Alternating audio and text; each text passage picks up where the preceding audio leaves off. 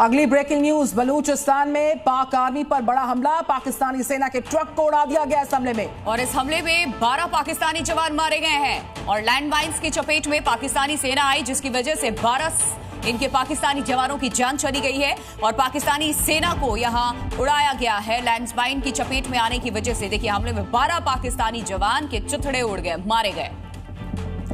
तो ये बड़ी जानकारी है, 12 पाकिस्तान के जवान मारे जा चुके हैं लैंड माइंस की चपेट में। पाकिस्तानी सेना आई है।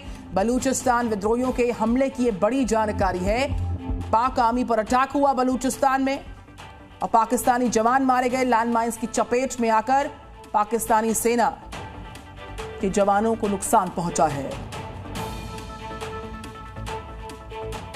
तो पीओके में जिस वक्त भारतीय सेना आतंकवादियों के ठिकानों पर बम वर्षा कर रही थी, ठीक उसी समय आसमान में पाकिस्तान का फाइटर जेट भी उड़ान भरने लगा, जिसे भारत की एयर डिफेंस ने कुछ ही पल में ढेर कर दिया। JF-17 थंडर एक हल्का सिंगल इंजन वाला मल्टी रोल फाइटर जेट है, जिसे चीन और पाकिस्तान ने संयुक्त रूप से विकसित किया है, जिसे पीओके में एयर स्ट्राइक के दौरान मार गिराया गया। पाकिस्तान ने यहां से 4 अपने जंगली जहाज भेजे थे, जिसमें से 2 वापस आ गए और 2 नहीं है। ये अपडेट सिर्फ मैं आपको दे रहा हूं क्योंकि मैं इस वक्त यहाँ पे हूं और यहाँ पे करंट जंग चल रही है इस वक्त। ये एयरपोर्ट की कंडीशन आप लोग देख सकते हैं। जल्दी निकलो, इसीलिए क्या से पहले यहाँ बम गिरे, जल्दी उठो। चलो अब यहाँ से उठो।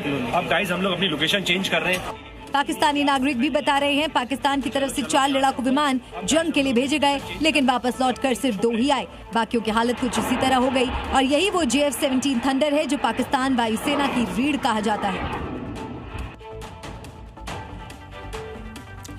हिंदुस्तान की एयर स्ट्राइक ने पाकिस्तान की सरकार को भी हिला करके रख दिया। शहबाज शरीफ की बैठक में जो तस्वीर सामने आई है, उसमें डर, घबराहट साफ साफ नजर आ रही है। पीओके में आतंकी ठिकानों पर की गई एयर स्ट्राइक ने पाकिस्तान के सियासी गलियारों में डर का माहौल बना दिया। शहबाज शरीफ ने आनन फानन में कैबिनेट और सैन्य अधिकारियों की आपात बैठक बुलाई। मीटिंग में मौजूद सैन्य अधिकारी और मंत्रियों के चेहरे पर चिंता और खौफ की लकीरें साफ नजर आईं। एक तरफ पाकिस्तान गीदड़ भभकी दे रहा है, दुनिया को दिखा रहा है कि सब कुछ कंट्रोल में है, लेकिन इन तस्वीरों में साफ नजर आ रहा है अंदर खाने कितना डर बैठा हुआ है। आतंकवादियों के खिलाफ भारत की कार्रवाई अब सिर्फ सीमाओं तक सीमित नहीं है, जरूरत पड़ने पर घर में घुसकर मारने की क्षमता रखता है और पाकिस्तानी हुक्मरान के चेहरे पर खौफ, डर की गवाही ये तस्वीर भी दे रही है।